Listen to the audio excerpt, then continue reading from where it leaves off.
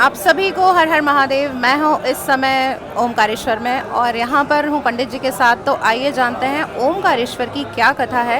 ये जो शिवलिंग है वो कितना पुराना है, क्या ये जो शिवलिंग है वो स्वयंभू है, पूरी बात जानते हैं पंडित जी से। पंडित जी बहुत बहुत स्वागत है आपका सनातन पंचायत में। ये जो शिवलिंग है क्या ये स्वयंभू है? ये स्वयंभू लिंग है।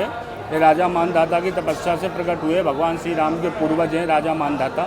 उनकी तपस्या, घोर तपस्या से बाबा प्रसन्न हुआ, ओमकारेश्वर रूप में विराजमान है। इस क्षेत्र को मानधाता ओमकारेश्वर बोलते हैं। वरदान में मानधाता को भोलेनाथ ने यही दिया है कि हमारे नाम से पहले आपका नाम लगेगा और मानधाता ओमकारेश्वर के नाम से प्रसिद्ध होगा।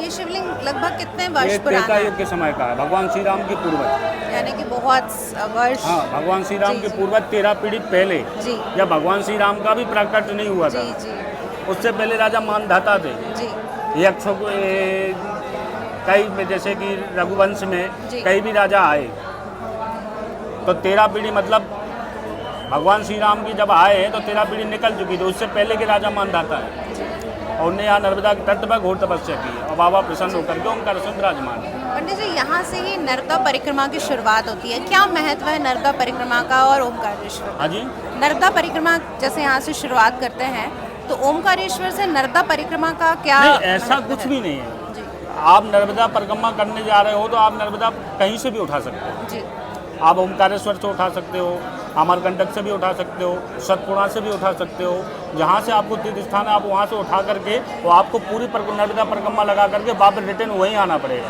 अच्छा जब पूरी होगी।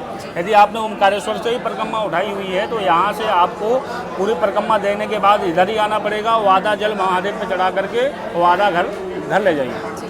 कहते हैं नर्मदा परिक्रमा जीवन में एक बार इंसान को जरूर करनी चाहिए। बिल्कुल बिल्कुल बिल्कुल करना चाहिए। तो माता नर्मदा अमरकंटक से निकली है, शिव जी के कंठ से प्रकट हुई है, इसलिए अमरकंटक बोलते हैं। कुमारी कन्या है, इनका विवाह नहीं हुआ है। कहते हैं गंगा जी में स्नान करने से पुण्य प्राप्त होता है, यहाँ देखने से ही पुण्य प्राप्त हो जाता है, इनके दर्शन मात्र से ही हो जाता है। ये बहुत ही प्रचलन वाली बात भी है और ये बहुत बड़ी बात है कि दर्शन मात्र से ही नर्मदा माँ के दर्शन मात्र से जी। सारे पाप कट जाते हैं, कहा जाता जी है। बिल्कुल। और कहा जाता है कि नर्मदा स्नान से भी बहुत सारी अलग अलग प्रकार की जो मनुष्यों को परेशानियां रहती हैं, जैसे ऊपरी बाधाएं वो भी रहती कष्ट हैं, दूर वो कर भी देते हैं। पूरे कष्ट अमावस्या को यदि स्नान करते हैं तो उन लोगों की परेशानियां दूर होती हैं। उसके बारे में थोड़ा सा बताइए। नर्मदा एक अपने आप में ही प्रचलित सप्त नदियों में से एक नदी है। इनके दर्शन मात्र से जब पुण्य स्नान से, तो स्नान करने के बाद तो जो दुगना पुण्य मिलता है। और नर्मदा माई की परिक्रमा उठाने से देखो ऐसा है जैसे अपन किसी भी देवी देवता को मानते हैं या किसी भी को करते हैं, ये तो अपना भाव प्रकट होता है, भाव प्रकट होता है। आप शिव जी के पे भाव प्रकट करिए, राम जी पे प्रकट कीजिएगा या कृष्ण भी प्रकट कीजिएगा, नर्मदा जी अपना अपना भाव के तरीका से अपने जैसे उनको भाव मिलता है, भाव के द्वारा ही शांति प्राप्त होती है। आपका क्या देखना है? आप इतने दिनों से मंदिर में यहाँ पे मैं पूजा पाठ कर रहे हैं, मुझे 18 साल हो गए। तो भक्तों का अब आना पहले से और अधिक संख्या में जी हो जी, गया है? पहले से लॉकडाउन से ही अधिक हो गया है। अच्छा, लॉकडाउन के हाँ, बाद से लॉकडाउन अधिक। से। जी। और जैसा देखा जाए तो नर्मदा परिक्रमा में भी लोग अब ज़्यादा रुचि लेने लगे हैं। जी जी बिल्कुल, नर्मदा परिक्रमा से ज़्यादा रुचि रहने लग गए हैं और नर्मदा मैया पे ज़्यादा श्रद्धा व विश्वास भी होने लग जी। गया।